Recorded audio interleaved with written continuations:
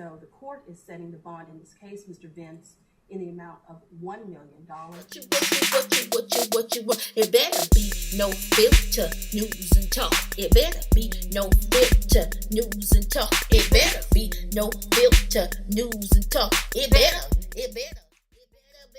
What's up, everybody? Welcome back to No Filter News and Talk. It's your girl Ingrid, and we can kind of get a little happy because they have arrested Mr. Deron Vince. Yes, they have arrested him. Now, the only thing they need to do now is two things.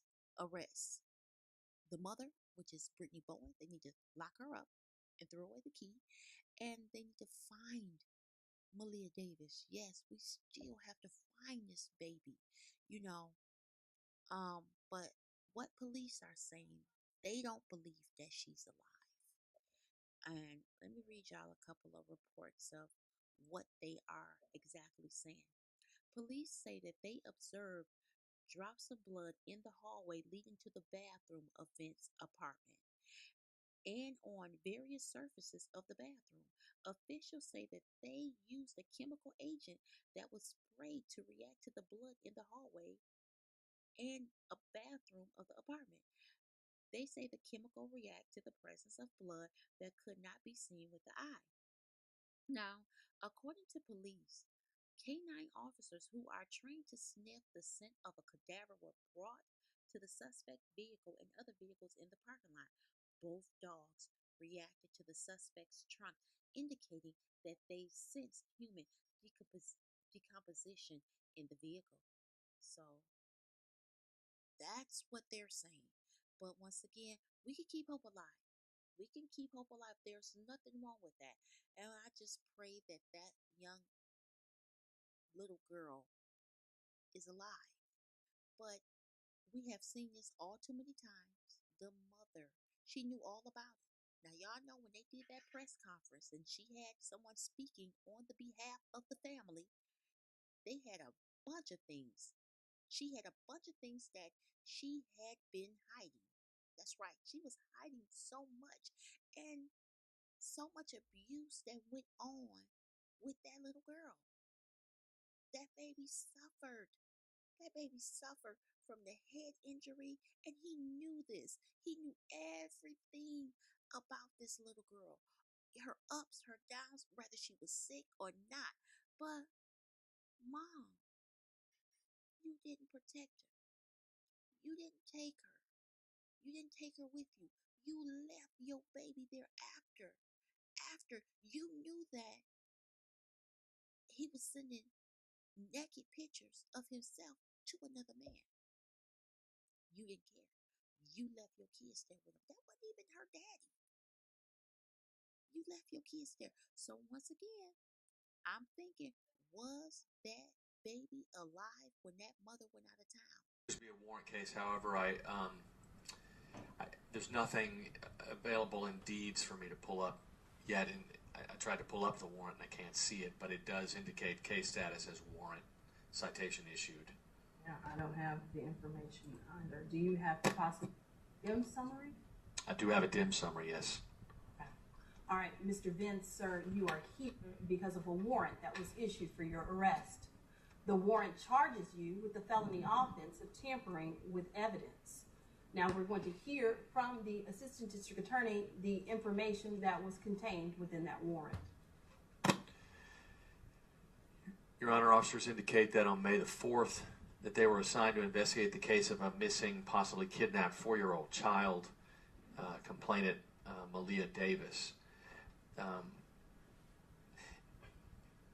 In the course of conducting that investigation, officers conducted a recorded interview with the defendant, Darian Vence, in which he stated that on Friday, May the 3rd, that he had left his apartment with the 4-year-old, his 2-year-old son, and that the three of them had gotten into his girlfriend's silver Nissan Altima, and that at some point while he was driving with the two children that he pulled over to check on the tire of the vehicle after he hit a bump when another vehicle pulled up behind him, and he stated that he was kidnapped by a group of Hispanic males in that truck, received a blow to his head, and said that he didn't see the car that he was driving again, and that he said that he passed out and woke up on the following evening at an unknown location on Highway 6 near Sugar Land, only with his 2-year-old son with him.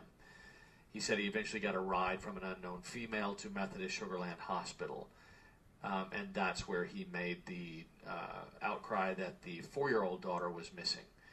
He said that police said that the defendant told them that there should not be any blood in his apartment. The officer reviewed video surveillance then from the porch of the neighbor's apartment next to the defendant's apartment. And the footage showed that at 1:40 p.m. on Friday, May the 3rd, that they recognized the defendant carrying out from the apartment, outside the apartment, from inside to outside, a large blue laundry basket with a large black trash bag inside. The defendant is seen to walk out of the camera's view and then return about 3 minutes later without the basket. He's then observed walking out of the apartment with cleaning supplies, including bleach. They did not view the complainant ever leaving the apartment. They did see the defendant leave later with only his 2-year-old son from the apartment. The complainant was not seen leaving the apartment at all. And then on Sunday, May the 5th, they go to the apartment and met with the defendant's girlfriend, Brittany Bowens, and with consent, they entered the apartment and observed drops of blood in the hallway leading to the bathroom of the apartment on various surfaces of the bathroom. Crime scene investigators were called out. There was a chemical reagent that was sprayed that reacted to blood in the hallway and bathroom of the apartment, reacted to the presence of blood that was not visible to the unaided eye. Samples were collected for further testing.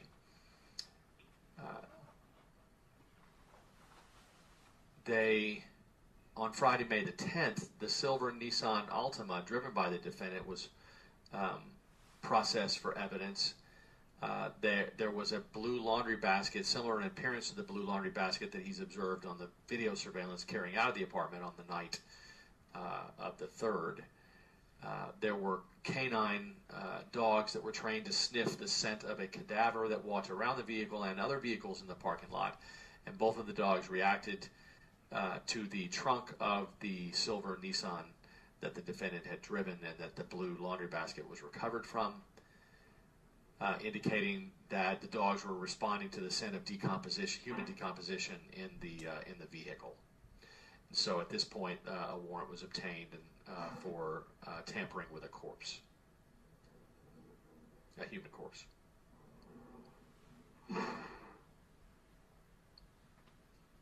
And Mr. Vince, that was the information that was contained in the warrant, and that warrant was already signed for your arrest. It means that the judge who signed the warrant determined that there is probable cause in this case.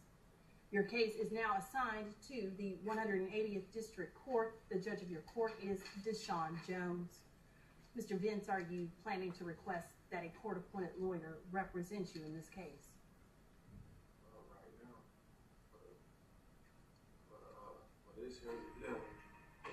When your case goes to the 180th District Court, do you plan to hire a lawyer, or are you going to request a court appointment? Hire a lawyer. Would you like for the Public Defender's Office to represent you during this bond hearing?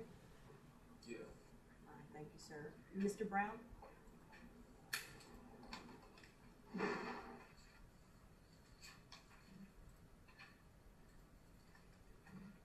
Yeah, Mr. Vince has been working at least for about the last 6 months in the warehouse.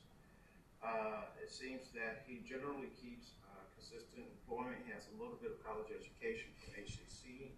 He does have a means of transportation to get to and from home court proceedings.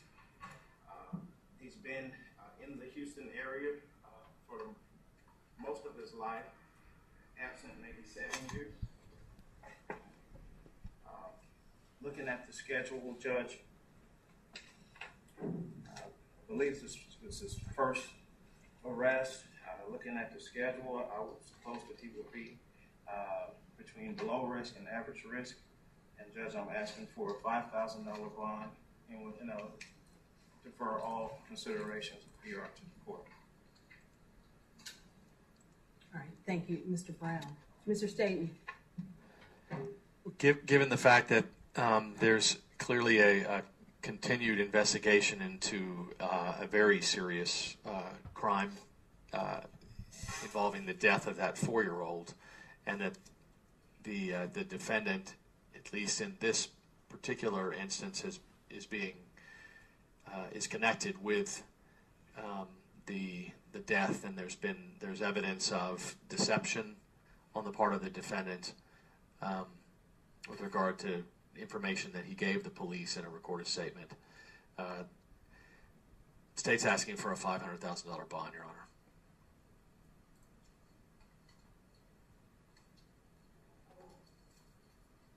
All right, thank you, Mr. Staten. All right, this court, as I'm sure everyone present in this courtroom is aware of this case, it has received much media attention, a lot of notoriety associated with this case, partially because the complaining witness, Miss Malia, is an adorable 4-year-old little girl, and I think she's captured the hearts and the attention of just about everyone in the world. So this court is aware of a lot of the facts that were not contained within the warrant, including the fact that Malia had suffered a traumatic brain injury while she was in the care of Mr. Vince and Miss Brittany Bowens. The court is also aware that Malia was returned to the custody of Mr. Vince and Miss Bowens despite that traumatic brain injury that she suffered. This court is aware that at some point in time, HPD was unable to locate Mr. Vince's whereabouts. So in addition to deception, in addition to